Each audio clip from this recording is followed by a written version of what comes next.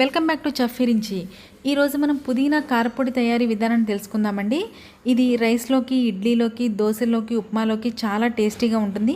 ఇది తయారు చేసుకోవడం కూడా చాలా ఈజీ. ముందుగా వీటికి కావాల్సిన ఇంగ్రీడియంట్స్: పుదీనా ఒక కట్ట,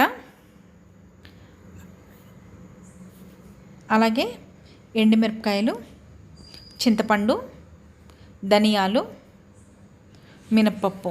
ముందుగా స్టవ్ అంటించుకుని మనం 1 టేబుల్ స్పూన్ ఆయిల్ యాడ్ చేసుకుని, ఆయిల్ కొంచెం హీట్ ఎక్కిన తర్వాత మినప్పప్పు యాడ్ చేసుకుందామండి. పుదీనా శుభ్రంగా కడుక్కుని ఆరబెట్టుకోవాలండి, బాగా పొడిగా వచ్చేట్టు. తర్వాత కొంచెం ధనియాలు యాడ్ చేసుకోవాలి. పుదీనాకి తడి ఉంటే ఏమవుతుందంటే కొంచెం పొడి పొడిగా రాదండి, మరీ పొడిగా రాదు.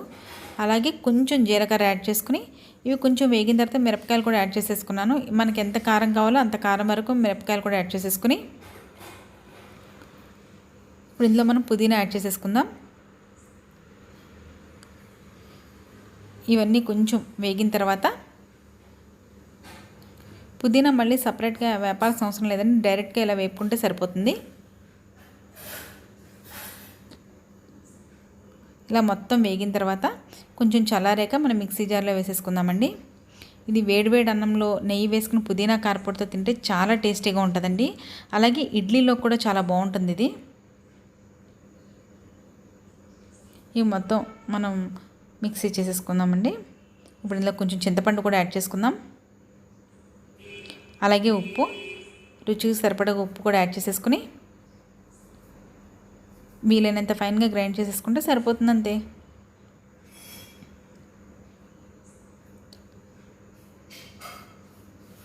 చూసారు కదా, ఈ విధంగా.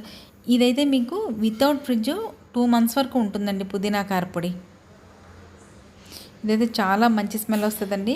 ఎక్కువ క్లోజ్డ్ బాక్స్లో కానీ ఆర్ బాటిల్లో కానీ పెడితే మనకి ఎంతో టేస్టీగా మంచి స్మెల్ తోటి సూపర్ టేస్ట్ ఉంటుందండి. చూసారు కదా ఎంత పొడి పొడిగా వచ్చిందో. ఈ విధంగా ఒకసారి మీరు పుదీనా కారపొడి తయారు చేసి నాకు కామెంట్ రూపంలో షేర్ చేయండి.